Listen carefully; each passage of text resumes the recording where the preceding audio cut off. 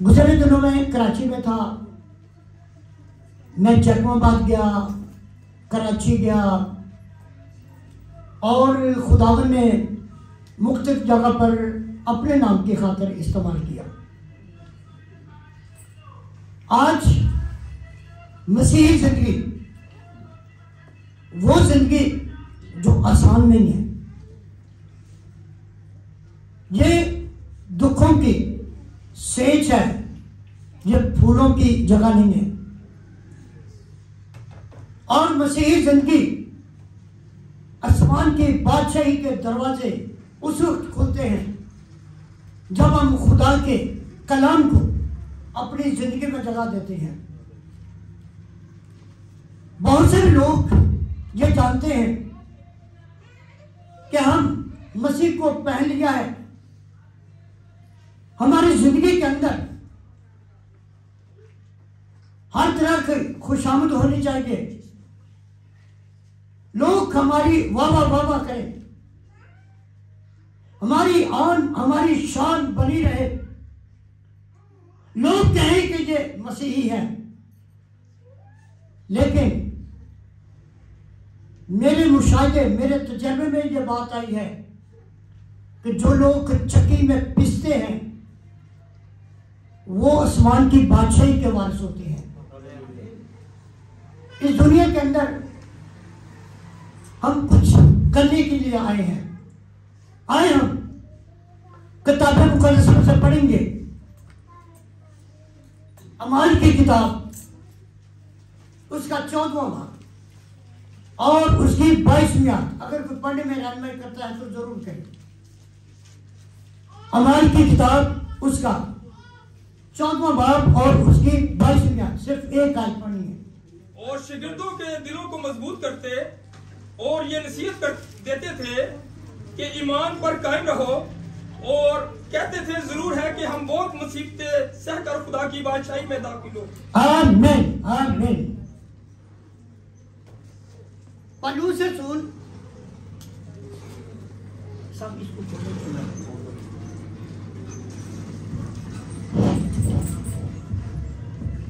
पौलुस रसूल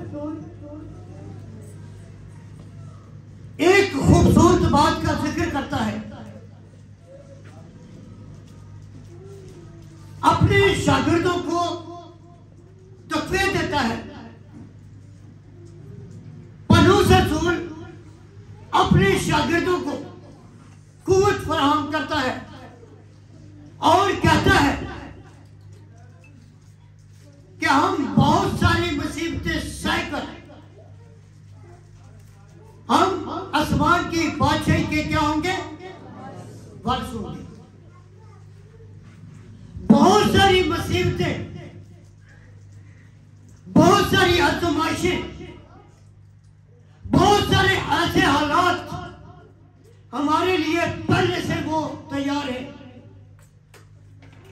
जो हमें तैयार करते हैं। मिसाल के तौर पर जब हम किताबें मुकद्दस को पढ़ते हैं तो यूसुफ की कहानी हमें यह बताती है, और जब वो ख्वाब देखता है और वो ख्वाबों की ताबीर वो करता है और उसकी आजमाइश उसकी घड़ी से शुरू हो जाती है। उसके भाई उसकी मुखालिफ समझ पे हो जाते हैं, बल्कि उसका वालिद और उसकी वालिदा ये कहती है कि क्या हम भी तेरे सामने झुकेंगे। लेकिन घर से जब ये आजमाइश शुरू हुई तो वहां से यूसुफ तैयार होना शुरू हो गया था। अब जब उसके भाई भेड़ बकरियां चरा रहे थे तो क्या हुआ, वालिद ने कहा ये खाना ले जा अपने भाइयों के लिए। भाइयों ने कहा ख्वाबों की ताबीर करने वाला आ रहा है, इसे के साथ कुछ करते हैं। और वो प्लान जो भाइयों के अंदर वो खुदा की तरफ से था, लेकिन यूसुफ उस प्लान के उस चक्की के अंदर पिसने के लिए तैयार हो रहा था।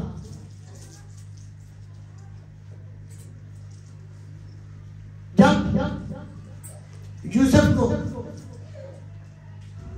मारा और उस पर जुल्म किया, तो क्या हुआ? उसको जब उस जुल्म के अंदर वो पिस रहा था, उस वक्त उसके अंदर कुछ हो रहा था, लेकिन फिर क्या हुआ? बाइबल मुकद्दस यह बताती है इस्माइल का कबीला आ रहा था और उन्होंने यूसुफ को उनके हाथ में बेच दिया। जब उसको यूसुफ को बेचा गया, यूसुफ और भी उसने पुख्ता से पुख्ता होने के लिए तैयार हो रहा था। वहां पर पहले बड़ी बड़ी आजमाइशें खड़ी हो रही थी, वहां पर उसके लिए बड़े बड़े मसाइल खड़े हो रहे थे, लेकिन बाइबल कहती है कि खुदा का रूह उस पर था। जब खुदा का रूह उस पर था तो यूसुफ महल में जाकर रूह कुदस ने उसको जब हिकमत बख्शी तो फुती को उसका दिल उसकी तरफ माइल हो गया,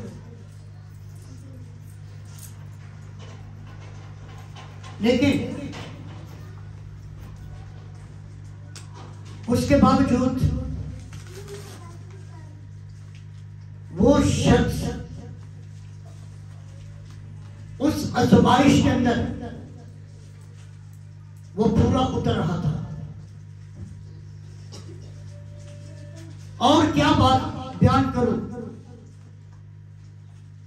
जैसे जैसे हालात जो थे वो बिगड़ते जा रहे थे, फिरौन ने ख्वाब देखा, उसका जवाब दिया, उसके दो जो औहदेदार थे उन्होंने ख्वाब देखा, उनको जवाब दिया और ठीक जवाब दिया, रूह कुदस की तहरीक से जवाब दिया।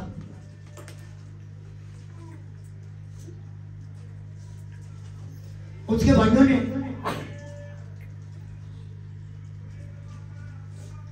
जहां बेचा, उनको ये खबर नहीं थी, उन्होंने सोचा नहीं था एक वक्त आएगा ये फिरौन का भी बाप ठहरेगा। उसके बाद जो ख्वाब उन्होंने देखा, फिरौन ने उससे जब उसकी ताबीर की, वहां पर एक बात बयान की गई कि 7 साल यहां पर क्या पड़ेगा? काल पड़ेगा। यूसुफ ने इसके बारे में जब ताबीर की तो वहां पर यूसुफ ने उनको इस्लाह दी रूह कुदस की तहरीक से, इससे पहले के काल पड़े पूरे मिस्र से जो है गंदम उनको इकट्ठा किया जाए,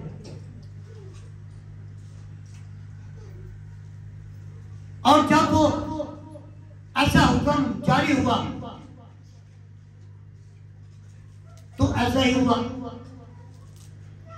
वो सारी गंदम गोदामों में रख दी गई और किताबें मुकद्दस ये कहती है कि इतनी गंदम, इतना गल्ला इकट्ठा हो चुका था कि बेहिसाब हो गया। जब वक्त आया, काल पड़ा, काल जब पड़ा तो याकूब ने कहा मिस्र के अंदर गल्ला है, अनाज लेकर आओ ताकि हम।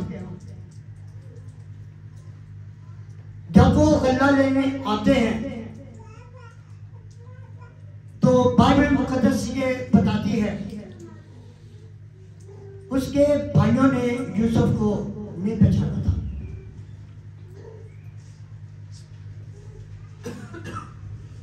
लेकिन यूसुफ ने अपने भाइयों को पहचान लिया।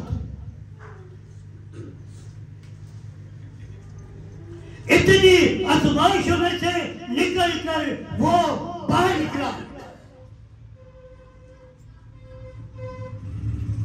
उसने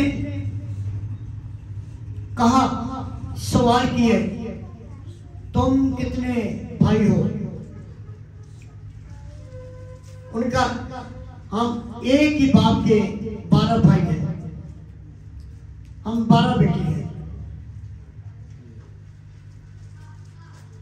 जब ये बात कर रहा था तो बाइबल मुकद्दस ये बताती है कि जब ये बात यूसुफ ने सुनी तो उन्होंने उसके जो बोरे थे उनके अंदर जो उनकी नकदी थी वो दोबारा रख दी।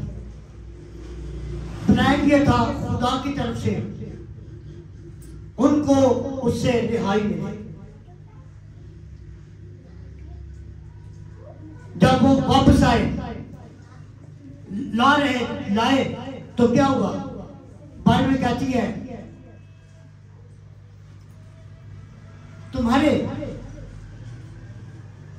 और भाई कहाँ है? उसने कहा सबसे छोटा भाई मेरे बाप के पास है, लेकिन एक का हमें पता नहीं है। जब ये बात यूसुफ ने सुनी तो वो कहने लगा उसको लेकर आओ, फिर आपको ये अनाज मिलेगा। लेकिन एक बात थी,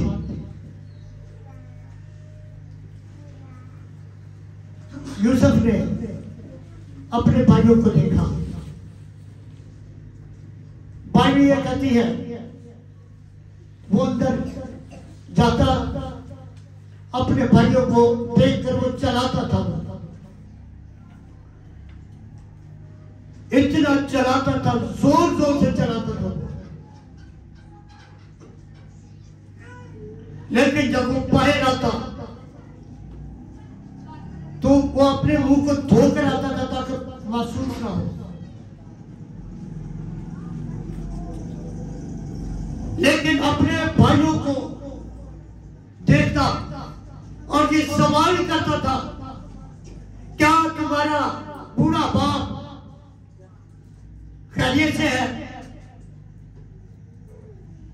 उन्होंने कहा वो खैरियत से है।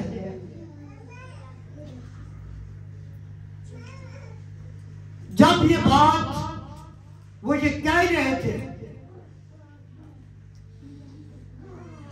तो उन्होंने कहा हमारा बाप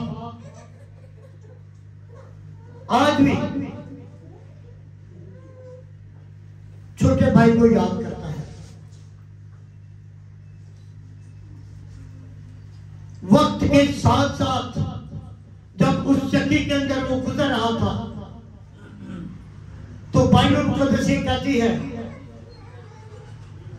कि जब वो उस आजमाइशों में से वो पूरा उतरा तो किताब मुकद्दस ये कहती है कहाँ बेग कहाँ पर कैद में कैदी था और कहाँ पर बादशाही का तख्त था। उस तख्त तक खुदा ने उस वक्त लेकर गया और पैदाइश की किताब के अंदर 50वें बाब में जो लिखा है कि उनके वसीला से एक नस्ल जो थी वो निजात पा गई। और ये कब हुआ?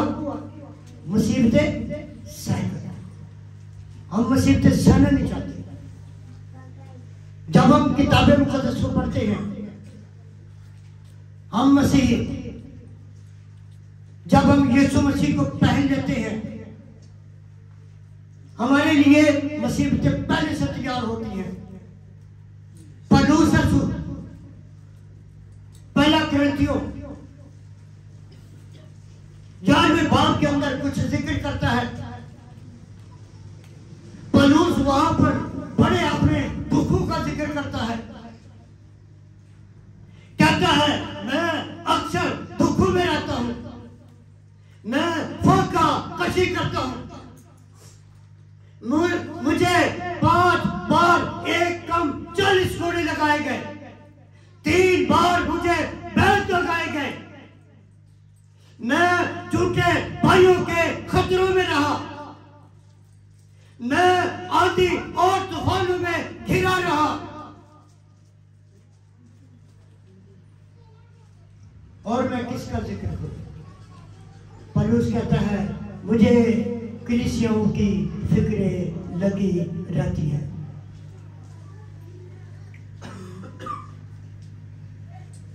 सबब क्या था? क्योंकि वो अच्छे लीडर की एक पहचान थी। यीशु मसीह जिसको अपनी खिदमत के लिए तैयार करता है, तो याद रखे वो दुनिया के अंदर दुख सहता है, लेकिन दुनिया के अंदर तैयार होकर वो आसमान की बादशाही का शाही बनता है। मुझे अंजील सुनाते हुए तकरीबन 45 साल हो चुके हैं। मैंने पूरा पाकिस्तान सर्वे किया, मैंने हर मुश्किल का मैंने सामना किया है। मैं अपने चर्च के अंदर सबसे कमजोर तरीन शख्स मैं था,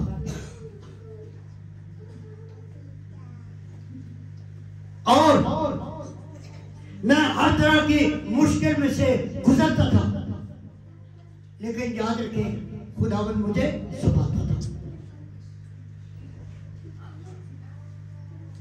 मैंने अंजील का काम करने के साथ इन हाथों से बड़ी मुशक्कत की है।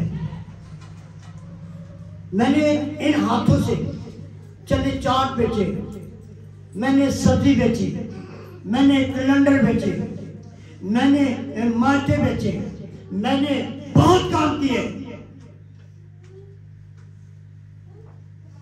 अंजीर को के आगे मैंने जो अपने दुखों को आड़े नहीं आने दिया।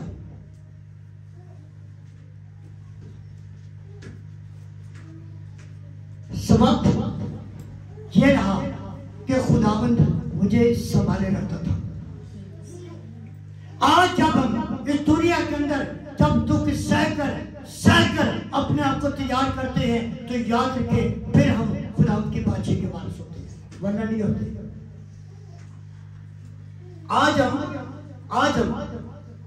भेड़ों का लिबास पहनकर अंदर से बाजू का दम भेड़िए की शक्ल अख्तियार करते हैं। अंदर ही अंदर हम कलीसियाओं को जो क्या करते हैं, भूखला करते हैं। हमारे अंदर कितने लोग हैं आप में से जो मोहम्मद की तालीम से वाकिफ है? जानते हैं? कितने लोग जानते हैं मोहम्मद को? कोई नहीं है। मोहम्मद आज इस दुनिया में बहुत बड़ी बिदअत है। आज मोहम्मद जो है वो कराची शहर से लेकर मियां चन्नू 33 के अंदर वो अपना होल्ड बना रही है।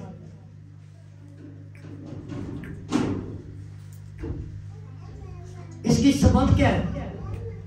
सिर्फ हमें खुदा के कलाम की वाकफियत नहीं है, हम बोलते नहीं है, बिदअत के खिलाफ हम बोलते नहीं है। लेकिन याद रखें, पौलुस कहता है बिदअतों का होना जरूरी है, लेकिन इस बात का यह भी मतलब नहीं कि हम अपनी आंखों को बंद कर दें।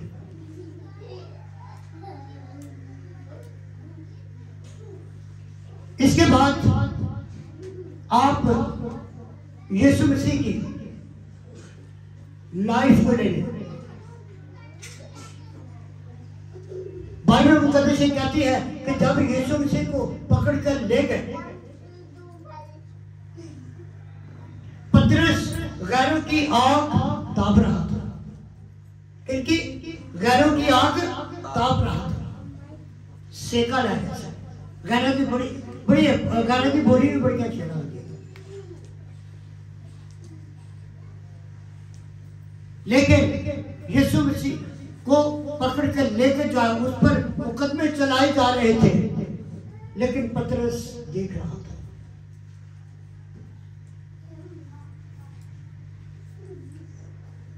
पूछा, तुम भी यीशु मसीह के साथ थे? कहते मैं तो जानता हूं।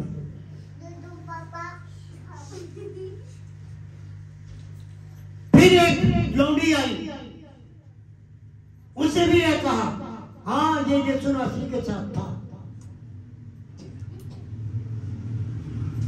कहते मैं नहीं जानता, मैं नहीं जानता। वैसे यीशु मसीह के पीछे पीछे है, देख रहा है यीशु को कहां लेकर जा रहे।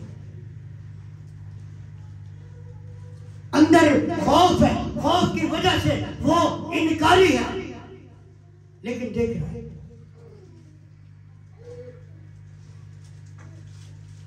यीशु को जब लेकर गए, उसकी आंखों पर पट्टी बांधी गई और लिखा है उसके चेहरे पर थूका गया, और क्या कहा, बता तुझे किसने मारा। यहां इस हद तक,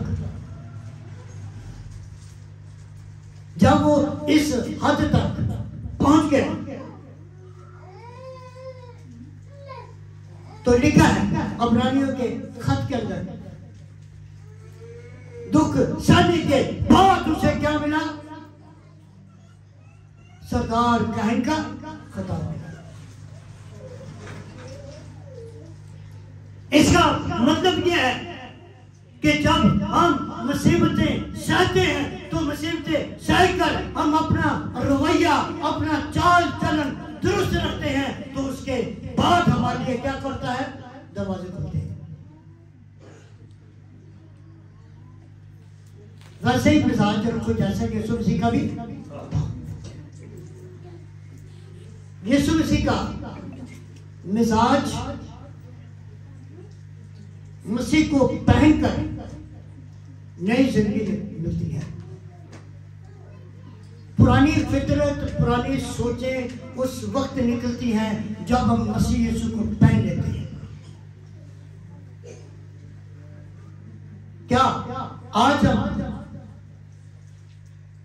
ऐसा कर सकते हैं? कर सकते हैं, लेकिन जब हम अपने आप को मसीह यीशु के लिए तैयार करेंगे। बेदीनी के दौर है आज, दुआई देने का, आज कलाम करने का, आज वो वक्त है कि हम अंजीर को लेकर जाएं ताकि लोग तब्दील हो। दुख सहने के बाद, वरना नहीं। हमने देखा, मैं अगर यूसुफ की कहानी को बहुत आगे लेकर जाते कि बहुत लंबी कहानी है, लेकिन मैंने मुख्तसर तौर पर बताया कि हमें कुछ करना है। मैंने अपनी जिंदगी के अंदर ये बात सीखी है। मिसाल के तौर पर सिगरेट कितने लोग पीते हैं? सिगरेट कितने लोग पीते हैं? कोई भी नहीं पीता। चलो शुक्र है। सिगरेट कितने इंच का होता है? ये भी कोई पता नहीं। मैं कहा सिगरेट कितने इंच का होता है? 3 इंच का। नाप लो करें। बंदा कितने फुट का होता है? 5 फुट का। तो 3 इंच का सिगरेट तो 5 फुट का बंदा किसको आने चाहिए? बंदे को, सिगरेट को। लेकिन 5 फुट का बंदा सिगरेट पर गालिब नहीं आता, वो अंजीर की मुनादी क्या करेगा? वो यीशु मसीह को क्या जानेगा? मैं कहीं रुके तू की कर सकता है? हम पासा में सब कुछ कर सकता है, मैं कहता सिगरेट पे चढ़ नहीं सकता। मुराद पति, बाइबल कहती है पति हमारे लिए मुश्किल पैदा करती है। आए आज यीशु मसीह के साथ मिलकर हम अपने आप को तैयार करें। दुख हमारे लिए, आजमाइशें हमारे लिए तैयार है। ये ना जाने कि हम दुनिया के अंदर जो है बड़ी शौक जैसी जिंदगी गुजारेंगे, ये नहीं हो सकता।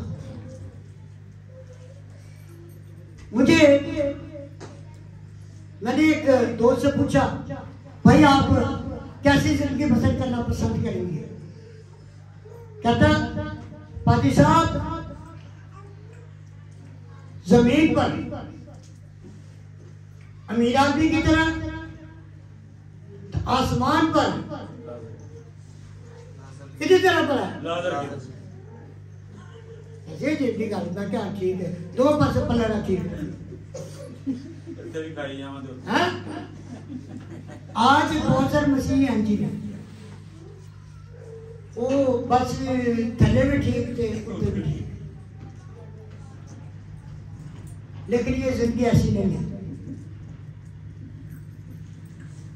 आसमान की जिंदगी, आसमानी जिंदगी यीशु मसीह के खून के साथ। हम जब यहाँ पर अंजीर की मुनादी करते हैं तो इस बात का मतलब है कि ये वो लीडरों की, उन कलीसियों का जो है जिन्होंने कीमत झुकाई है, जिन्होंने बीज बोया है, आज वहां पर हम अंजीर की मुनादी कर रहे हैं।